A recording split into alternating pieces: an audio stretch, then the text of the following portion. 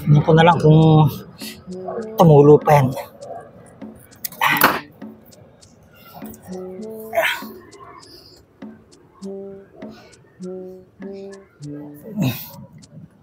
Ang hirap naman buksan to.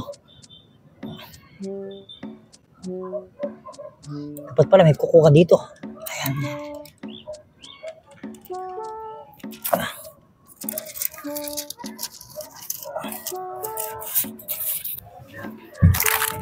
Oy, Nad! Ano ginagawa mo dyan? Eto, nagtatapal ako ng bubong. Eh, ang dami kasing tulo ng bubong eh. Parang mo ako ng pangtapal dun sa kisame namin kasi may tulo din eh. Ano? May tulo, naabala kapag Ano kakaw ng tulo? The second floor kayo, kami nga third floor. Ano ba umuulan, nalakas ang tulo sa may paa namin ni Miles. Tulo? Paano magkakaroon ng tulo yung second floor nyo? Eh, third floor, nasa third floor kami. Kayo, second floor, paano magkakaroon ng tulo? Yun ang problema, kung saan ba nagaling ang tulo? Dahil decide naman kayo rito, may bumong na. Eh, Paano yun? hindi ko nga alam kung may matitira pa dito dahil ang daming tumutulo dito eh. Nilagyan ko na nga ng tawag na plastic eh. Paano magkakaroon ng tulo yung second floor nyo? Yung nga kinagugulat ko, kung saan ang gagaling yun. Tingnan ko nga. Tignan mo doon. Lalabas ako. Kung saan nagagaling yung tulo na yan, nilagyan ko na ng biti na yung ano ng ice cream. Yung halikanan. Saan banda? Ayan, sinakuran ko na nga ng plastic kasi Ito. dito kami niya kahiga. Nagising ako sa lamig na Nagkaroon ng tulo dyan. Paano nagkaroon, Temo? Kisa nila, may sahig naman kayo.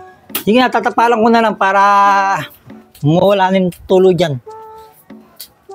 Akit na lang ako dito. Paano naman kayo matatapalan na naman? Akit ako dito. O, Nay. Ano, natapalan mo? Ayan, naubos ko na nga. Oh. Wala na yan, okay na yan. Hindi na tutulo yan. Oh. Naubos ko na nga. Oh. Ngayon, ako wala nang magagamit. Sigurado ko na wala ng tulo yan, ha? Wala na, hindi na tutulo yan. Akit na ako sa taas. Wala na, tapos na yan. Ha? Wala na, ubos na tuloy. Oh. Dito banda yung tumutulo sa amin eh. Dito, yan. Saan dyan? May tumutulo dito. Ayan, dito kaya kami sahod dyan, oh. Nilagyan namin sahod. Kasi may tumutulo dito. Dito tumutulo, may sahod. Baka nga. Teka, alam ko na kung bakit may tulo sa inyo. Gumagapang yung tubig dito, papunta doon sa inyo. Ano? Yan. Ay, papunta doon sa higaan namin, banda rito tumutulo eh. Siguro, pag tapat doon sa, pag ganyan-ganyan ng kisame, umaybay doon, papunta doon sa may paa namin. Ang tulo. Baka nga doon, at least malaman natin sana pag umulan. Para malaman natin yung tinapalan ko. Pag wala nang tulo dito, wala nang tulo sa inyo. O, di ba? Kasi at least natapalan ko na, paano yan na? Naitapal ko doon sa mga ano ninyo. Sana? Yung natira. Yung natira, naitapal ko doon sa inyo. Paano yun? Paano ko tatapalan ibang mga ano dito? Tulo dito. Hindi rin mawawala yung tulo sa inyo. Pag may tulo pa sa amin, may tulo pa rin sa inyo. Kaya dapat pala, Dito muna ang tapalan mo, kahit wala na sa amin. kaso naitapal ko na doon lahat. Naubos na doon eh. Nay, naman. order na lang ulit ako ng bagong ano ha. Ng bagong pantapal.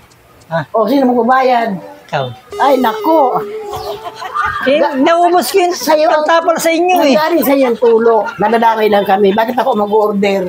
Bakit kasi sinapal mo doon? Kasi nga, sabi mo, tapalan ko yung mga butas sa inyo. Tinapalan ko, naubos tuloy. O, tinapalan mo nga, tumutulo pa rin. O, paano yan? Kasi nga, Kaso nga, yung pantapal ko sana dito, napunta na sa inyo. Palitan mo na lang yung pinantapal ko sa inyo doon sa ano, sa amin. mabihira naman, oh. Para matapalan na to. Bibili na ako, Nay. Ha?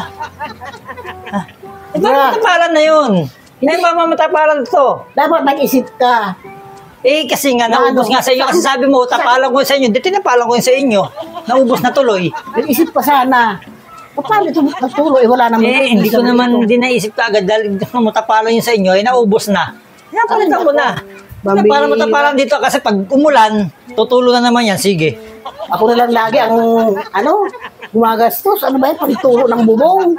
Naku, ano ba yan? Dahil sa turo na yan, Nag-abuna patuloy ako. Nagastusan na naman ako ng pambili ng pantapal dahil naubos daw dyan sa kisame namin. Talaga, hindi na yata natatapos sa mga gastusin ko dito.